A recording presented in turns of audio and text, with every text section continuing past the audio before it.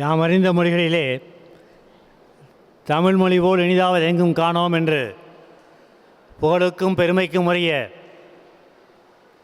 நம்முடைய தமிழ் போல் நான் அறிந்த மனிதர்களிலே, நான் அறிந்த அமைப்புகளிலே மனித உரிமைக்காக குரல் கொடுத்த, மனித உரிமைக்காக நாளும் உழைக்கின்ற நபர்கள் வேறு யாரும் அல்ல, மேடையில் இருக்கின்ற பெருமக்கள் தான் என்று பெருமைக்குரிய இப்பெருமக்களுக்கு முன்பாக நின்று பேசுகின்ற வாய்ப்பினை கிடைத்தமைக்காக நிகழ்ச்சி அமைப்பாளருக்கு முதலில் நன்றி கூற கடமைப்பட்டிருக்கின்றேன். நண்பர்களே, இந்த கல்லூரி வளாகத்திலே 2 வாரங்களுக்கு முன்பு மற்றொரு நிகழ்ச்சியிலே கலந்து கொள்ள எனக்கு வாய்ப்பு தரப்பட்டது. மனித உரிமை என்பது எந்த அளவிற்கு முக்கியமானது, எந்த அளவிற்கு மகத்தானது என்பதை பறைசாற்றுகின்ற வகையிலே இந்த அரங்கு அமைந்திருக்கிறது. லைலா கல்லூரி என்பது எப்படி பெருமை மிகுந்த கல்லூரியோ, அதை போல பெட்ரம் அரங்கு என்பது சீர்மிகு அரங்காகும். அந்த அரங்கிலே இந்த நிகழ்வு நடைபெறுவது மிகவும் பொருத்தமானது. மனித நேயம் அல்லது மனித உரிமை என்றால் என்ன? ஆங்கிலத்தை கூறினால் there is no definition of human right. மனிதனை மனிதனாக மதிப்பதுதான் மனித உரிமை. அல்லது நம்முடைய வழக்கறிஞர் நண்பர் அருள்மொழி கூறியது போல சுயமரியாதை, மனிதனுக்குள்ள தனிநபர் மரியாதையை தருவதுகின்ற சுயமரியாதை தான் மனித உரிமை. அந்த வகையிலே இந்த மனித உரிமை என்பது நம்முடைய வரலாற்றிலே, நம்முடைய இலக்கியங்களை நீங்கள் புரட்டி பார்த்தால் அதில் கூறப்பட்டிருக்கும். வள்ளுவ பெருந்தகை கூறியது போல அறம் சார்ந்த வாழ்க்கையும் நடு நிலைமையும் தான் இந்த மனித நேயத்திற்கான அடிப்படையாகும். ஏன் மனித உரிமை அவசியம்? இங்கே பேசிய நம்முடைய சகோதரி கீதா உள்ளிட்ட நண்பர்கள் எல்லாம் எடுத்து காட்டினார்கள்.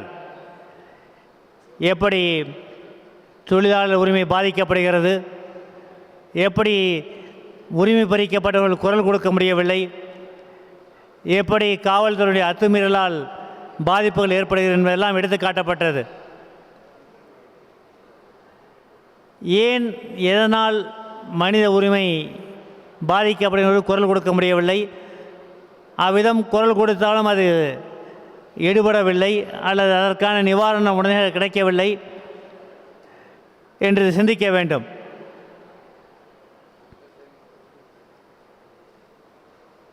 நம்முடைய மூத்த வழக்கறிஞர் சுதா ராமலிங்கம் அவர்கள் எப்படி மாணவ பருவத்திலே எமர்ஜென்சி உள்ளிட்ட காலகட்டங்களிலே எப்படி போராட்ட குணம் மேலோங்கியது, எப்படி அந்த போராட்டத்தினால் பலன் கிடைத்ததெல்லாம் கூறினார்கள். நீங்கள் நம்முடைய உலக சரித்திரத்தை பார்த்தீர்கள் என்றால் தெரியும். எங்கெல்லாம் இந்த ஜனநாயக உரிமை, எங்கெல்லாம் தனிநபருக்கான உரிமை மதிக்கப்படுகிறதோ, எங்கெல்லாம் இந்த ஜனநாயக குரல் கேட்கப்படுகிறதோ, வேகமாக ஒலிக்கிறதோ, அங்கெல்லாம் இந்த மனித உரிமை பாதுகாக்கப்படுகிறது. நான் இதே கல்லூரியிலே நான் கடந்த வாரம் பேசிய போது கூறினேன், நம்மோடு ஆங்கில ஏகாதிபத்தியத்தில் விடுதலை பெற்ற வேறு நாடுகளை நீங்கள் பார்த்தீர்கள் என்றால் தெரியும். அங்கெல்லாம் ஜனநாயகம் மறுக்கப்பட்டு சர்வாதிகாரம் அல்லது இராணுவ ஆட்சி ஏற்பட்ட நிலையிலே அந்த மனித உரிமை என்பது அங்கே மறுக்கப்பட்டது. தனிநபர் சுதந்திரம் என்பது தடை செய்யப்பட்டது. அதனால் பொருளாதார பின்னடைவு மட்டுமல்ல, அதன் தொடர்ச்சியாக அடிப்படை வாழ்வாதாரம், அடிப்படை வாழ்வுரிமை வசதிகள் பாதிக்கப்பட்டது. ஆகவே இந்த ஜனநாயக உரிமை, அதைத்தான் நம்முடைய மூத்த வழக்கறிஞர் சுதாராமலிங்கம் கூறினார்கள், எப்படி எமர்ஜென்சி காலத்திலே எதிர்த்து போராடினோம் என்று.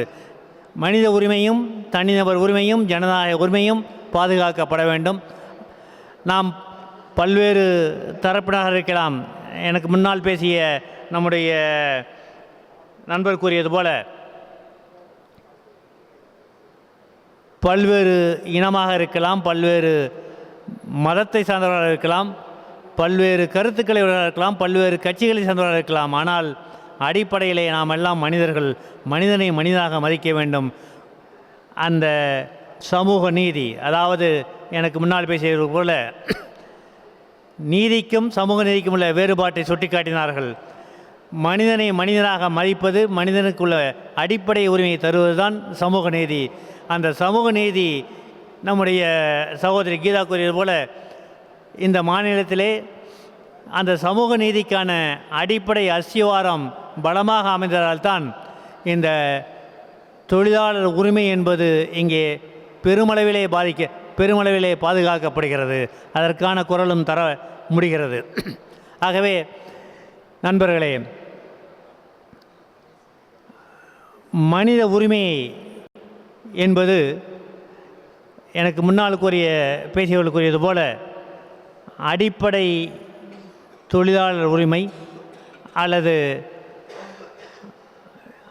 அத்துமீறலிலிருந்து பாதுகாப்பது என்பது ஒரு புறம் இருந்தாலும், தற்போது நம்முடைய உச்சநீதிமன்றங்களும் உயர்நீதிமன்றங்களும் அளித்த வெவ்வேறு தீர்ப்புகளிலே கூறப்படுகிற கருத்து என்னவென்றால், ரைட் டு லைஃப், இந்த ஆர்டிகல் 21 இந்தியன் கான்ஸ்டியூஷனில் what is state in article 21 என்று பார்த்தீர்கள் என்றால், right to life covers anything and everything.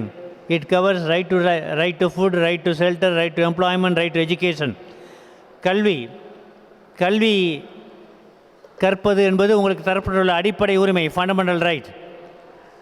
அதே போல் உங்களுக்கு கல்வியை தர வேண்டிய கடமை, டியூட்டி, எங்களை போன்ற பெற்றோர்களுக்கு தரப்பட்டிருக்கு. ஆர்டிகல் 51K பார்த்தீர்கள் என்றால், கல்வி கற்பதற்கான வசதிகளை, வாய்ப்புகளை ஏற்படுத்தி தர வேண்டிய கடமை, duty is cast upon elders like us. இந்த நேரத்திலே நான் நண்பர் ஹென்றி டிஃபைன் கூறியது போல ஒரு கருத்தை இங்கே கூற விரும்புகின்றேன். இந்த மனித உரிமை சார்ந்த துறை என்பது ஒரே ஒரு கல்லூரியிலே, அதுவும் பெரிய வழக்கறிஞர் எத்திராஜுடைய பெயரில் இருக்கிற கல்லூரியில் மட்டுமே தான் இருக்கிறது. ஏன் அந்த துறை அல்ல அதை சார்ந்த துறை மற்ற கல்லூரிகளிலே, மற்ற பல்கலைக்கழகங்களில் ஏன் ஏற்படுத்தப்படவில்லை? வேலைவாய்ப்பு ஒரு காரணமாக இருக்கலாம். வேலைவாய்ப்பு இருக்கின்ற பட்டப்படிப்புகள் தான் இன்று அதிக அளவிலே ஏற்படுகிறது. ஆனால் அந்த நேரத்திலே கூறிக்கொள்ள விரும்புவது அல்லது நான் கூற விரும்புகிற வேண்டுகோள், கல்வியாளர்கள் எல்லாம் சேர்ந்து அனைத்து கல்வி நிறுவனங்களிலும் இந்த மனித உரிமை சார்ந்த துறையினை ஏற்படுத்த வேண்டும். மனித உரிமை என்பது தனித்துறையாக இருப்பது மட்டுமல்லாமல் அனைத்து பட்டப்படிப்புகளிலும், ஈவன் பள்ளிக்கூடங்களில் கூட இளம் வயதிலிருந்தே மாணவர்களுக்கு இந்த மனித உரிமை என்ன என்பதை கற்பிக்க வேண்டும். அப்பொழுதுதான் இந்த சமூகத்தினுடைய சீர்கேடுகள் எல்லாம் களையப்படும். ஆகவே நண்பர்களே, நம்முடைய நண்பர் டிஃபைன் கூறியது போல தீர்மானம் இயற்றப்படுகின்ற போது இதை போன்ற ஒரு தீர்மானம் இங்கேயும் இயற்றப்படலாம். அனைத்து பட்டப்படிப்புகளிலும் இந்த மனித உரிமை என்பது ஒரு பாடமாக இருக்க வேண்டும் என்கிற ஒரு தீர்மானத்தை இயற்ற வேண்டும் என்று நான் அவரிடம் ஒரு வேண்டுகோளை வைக்கின்றேன்.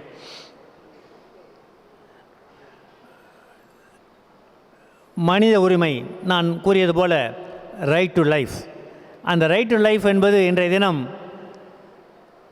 அடிப்படை வாழ்வாதாரம், அதற்கான வேலைவாய்ப்பு, உணவு, உறைவிடம் என்பதற்கு அப்பாற்பட்டு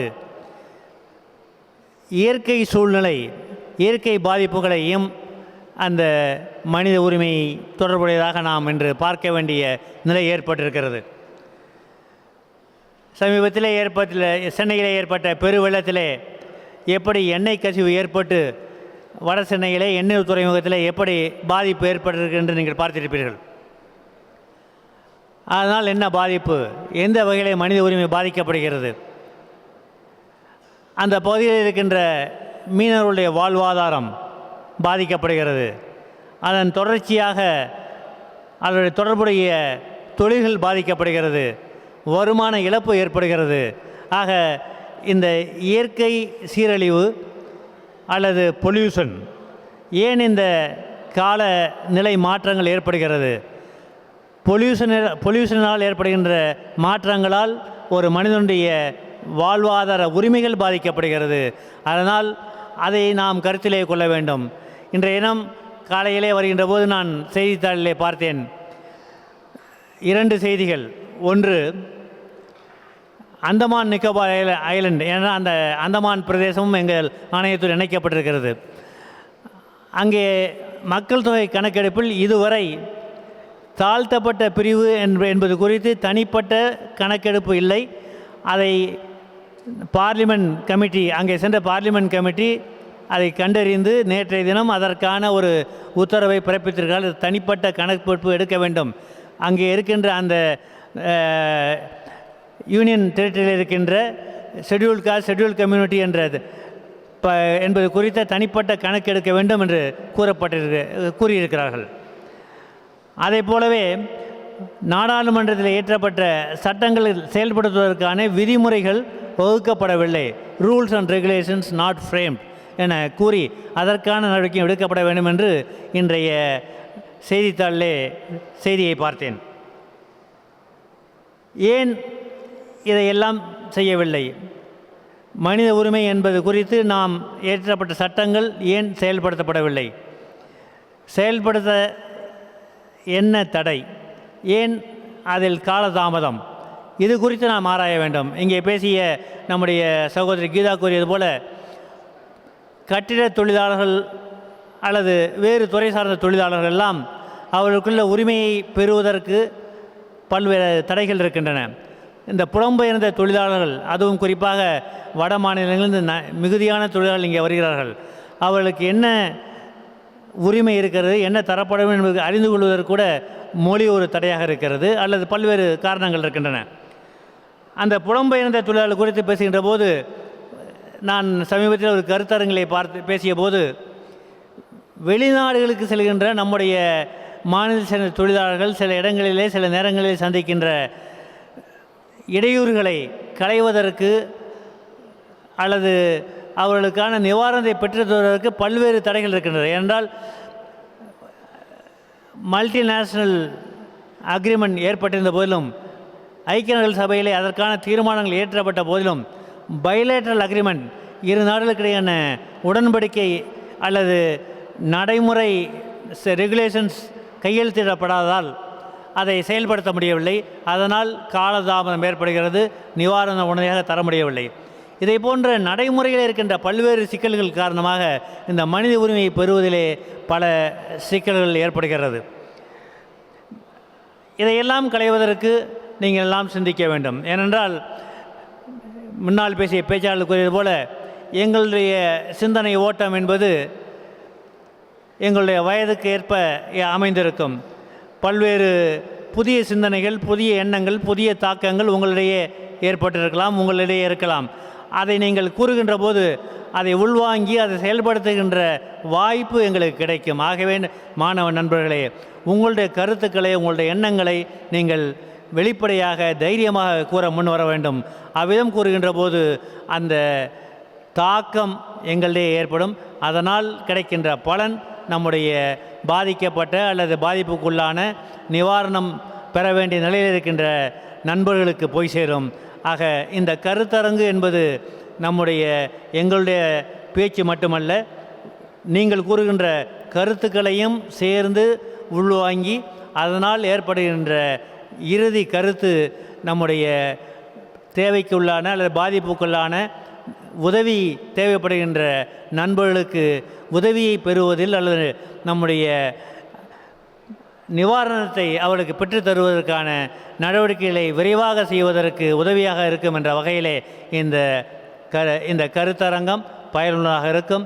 இந்த கருத்தரங்கத்தை துவங்கி வைக்கின்ற வாய்ப்பு எனக்கு தரப்பட்டதற்காக பெருமை அடைகிறேன். இதில் கலந்து கொள்வதில் நான் மகிழ்வடைகிறேன்.